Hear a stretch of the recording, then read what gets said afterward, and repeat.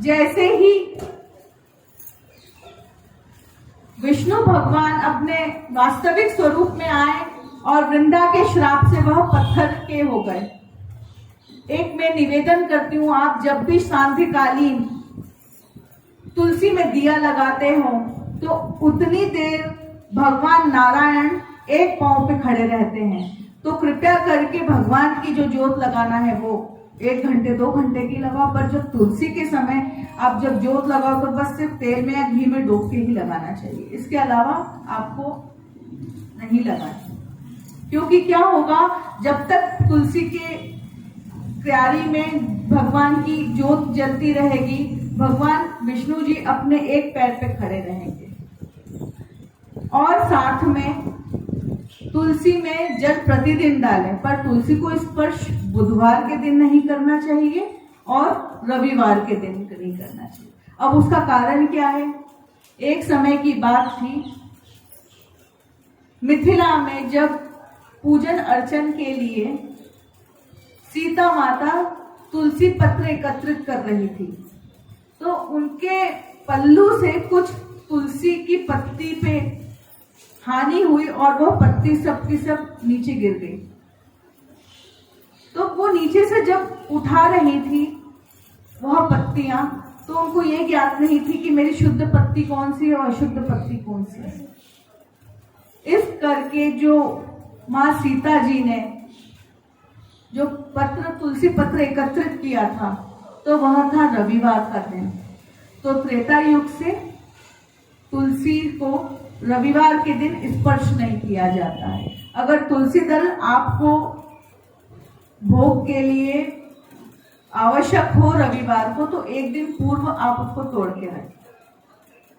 इसके साथ में एक अभी हम आगे गणेश चरित्र में अभी तुलसी की और गणेश जी की कथा को श्रवण करेंगे।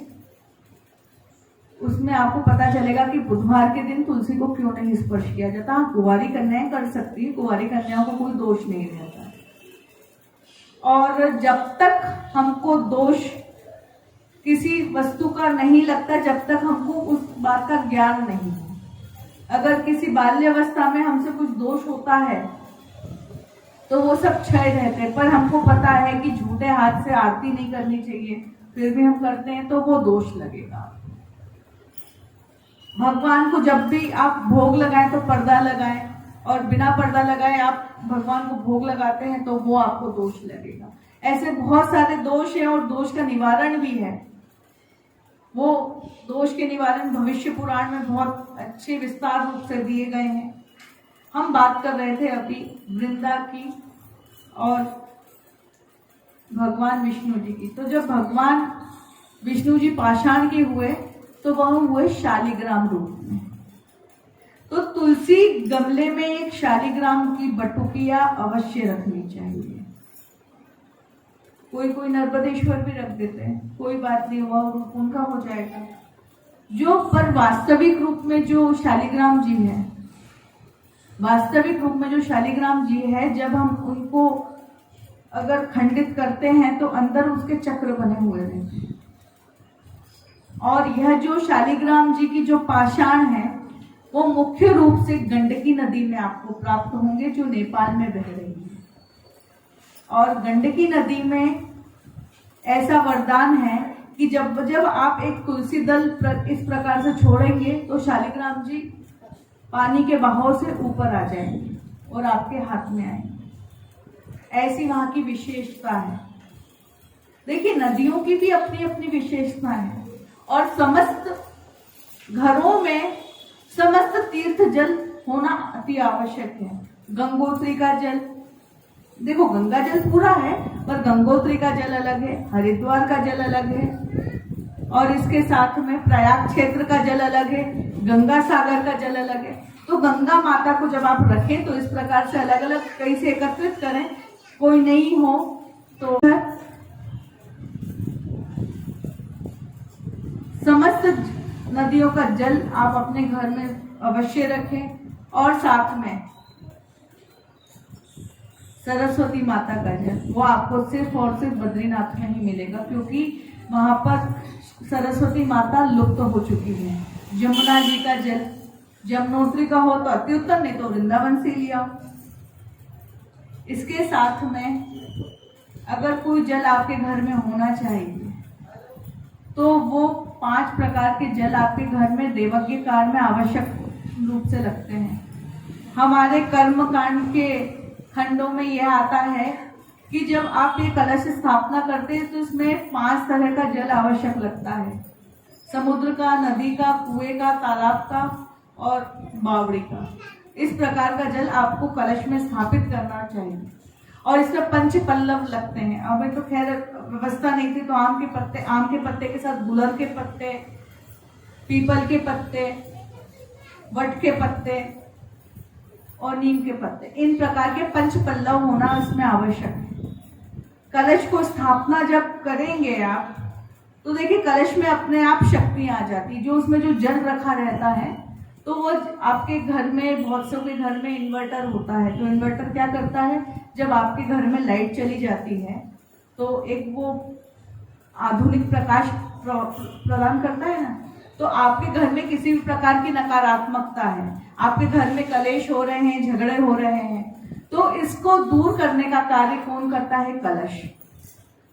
तो कलश प्रत्येक के घर में आप भर के रखो। इसमें सप्त मट्टी का भी लगती है। जहाँ पे राजा का द्वार हो वहां की मट्टी थोड़ी सी ला करके इसमें डालें। जहाँ दीमक घर बनाती है वहां की मट्टी, दीमक के साथ में जहाँ घोड़ा रहता है, जहाँ हाथी रहता है, चिड़ियाघर में मिल जाएगी। और राजा के द्वार की मट्टी चाहिए तो राजवाड़ा के सामने एक गार्डन है, वहां से थोड़ी सी मट्टी उठा के ले आना। संगम की मट्टी, जहाँ 3 नदियों का संगम होता है या 2 नदियों का भी संगम होता है, तो वहां की मट्टी आप लाकर के इस कलश में रखें।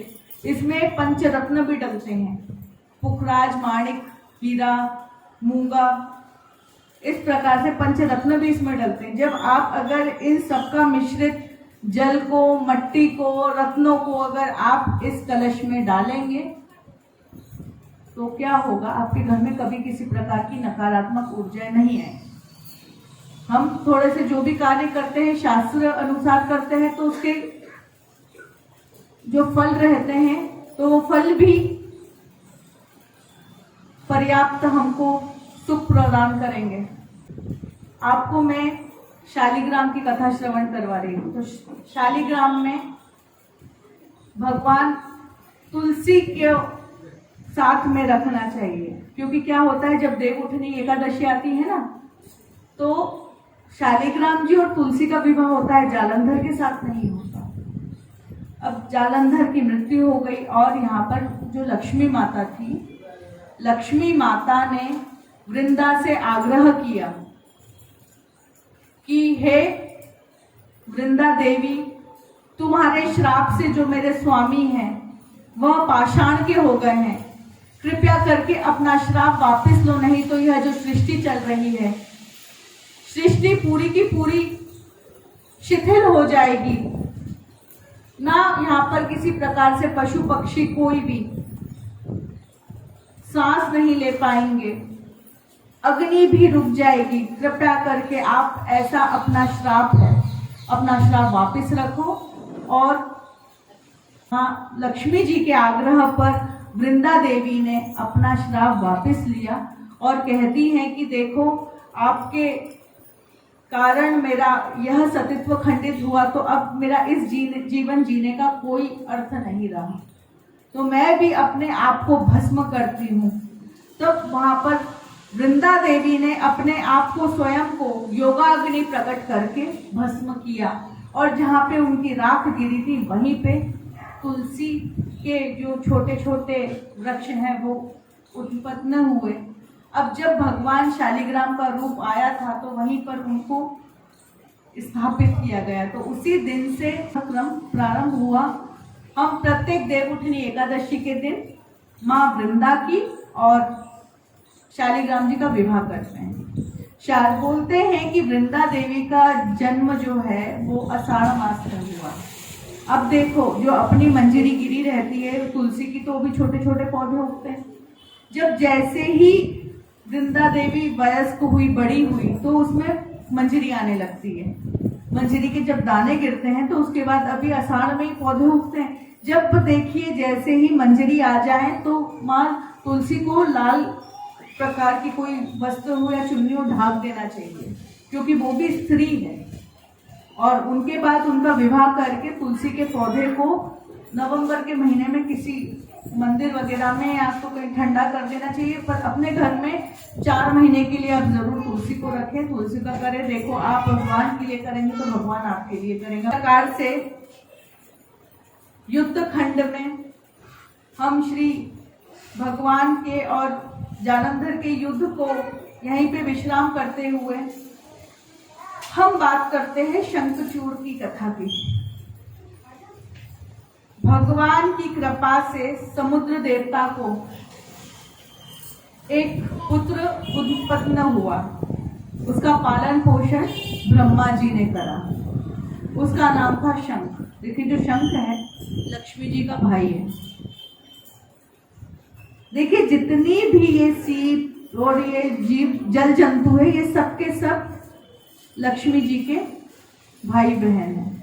अब आप मुझे एक बात बताइए, जब भी घर की लक्ष्मी अपने पति के साथ रहती है तो कितनी आदर में दिखती है, कितनी शालीन दिखती है, कितनी संस्कारी दिखती है। जब वही घर की लक्ष्मी अपने भाई बहनों के साथ होती है तो देखो उनके भाई बहन कैसे रहते हैं। भाई घर की पत्नी को लक्ष्मी का ही तो दर्जा दिया गया है ना। तो इस प्रकार से कभी भी घर की लक्ष्मी को अकेले नहीं छोड़ना चाहिए, नारायण को उनके साथ बिठाना चाहिए। शंखचूड़ नाम के एक दैत्य का भी भगवान ने यहाँ पर उद्धार किया है। इसके पश्चात एक जो असुर आया उसका नाम था अंधकासुर। यह अंधा था पर अपनी असुरीय बल से जो उसके सामने आता यह अपनी ओरा से भांप लेता कि मेरे सामने कोई पशु आया है, पक्षी आया है, उनका वो वध कर देता था। धीरे धीरे करके जो सृष्टि थी वह खत्म होने लगी थी। तो भगवान को चिंता हुई तो भगवान ने अपने स्वरूप में आकर के इसका भी उद्धार किया। आचार्य जी ने काशी में जाकर के शुक्रेश्वर महादेव की स्थापना की।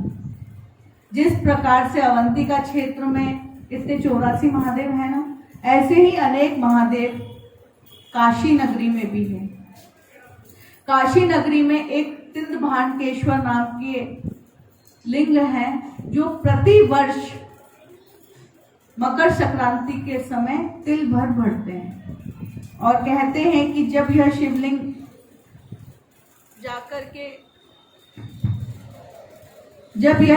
जाकर के मंदिर की शिखा को स्पर्श कर लेगा वह कलयुग का आखिरी दिन होगा। पर अभी बहुत समय है, हम भी गए हैं वहां पे परिक्रमा लगा के जल चढ़ा के आए हैं। और आगे चल करके बाणासुर, कल की कथा में हमने श्रवण किया था ना कि दधीची ऋषि की हड्डियों से एक वज्र बना था जिसने इंद्र ने बाणासुर का उद्धार किया था। तो बाणासुर का उद्धार भी शंकर जी की कृपा से ही हुआ।